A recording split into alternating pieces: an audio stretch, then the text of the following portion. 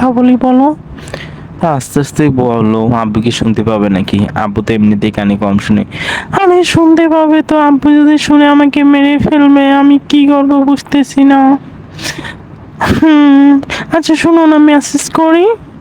আমার না এখন কথা বলার ইচ্ছে হচ্ছে, এখন কিভাবে মেসেজ করবো বলো? সব সময় কি তোমার কথা হবে বলো? আমি তো আমার ইচ্ছের জন্য এটা বলতেছি না, আব্বু আছে। আব্বু যদি কখনো শুনে যে আমি তোমার সাথে কথা বলে, আমাকে যে কি করবে বুঝতেছো? হ্যাঁ বুঝতেছি তো, এটা নিয়ে ভাবিও না কিছু। হ্যাঁ, যে ঠিক হয়ে যাবে। আর আমি তো আছি, কিছু বললেই বলবো যে জামাইয়ের বাড়ি চলে যাব। হ্যাঁ, জামাইয়ের বাড়ি চলে যাও। জামাই যে কে এটাই তো আব্বু জানে না। আর জামাইয়ের কথা শুনলে আব্বুর পায়ের একটা মাথায় উঠবে, বুঝছো? ছোট থেকে বড় করছে, জামাইয়ের বাড়ি মেয়ে একাই যাবে না, কি বলতেছো? যাবা তো, তুমি বড় হয়েছো না, আবার স্বাধীন দেশে বসবাস করো।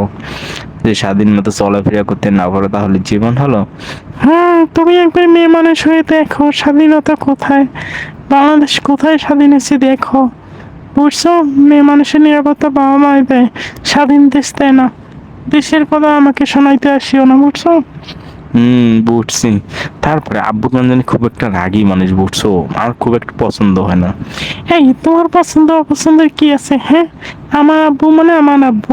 তোমার আব্বুকে তো আমার পছন্দ হয় না, আমি কয়দিন বলছি, হ্যাঁ?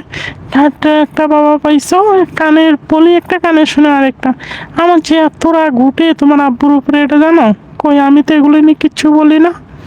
এই সাবধানে কথা বলবে, হ্যাঁ? আমার আব্বু কোথায়, তোমার আব্বু কোথায়, এটা খুব জানা, ভালো করেই জানা আছে।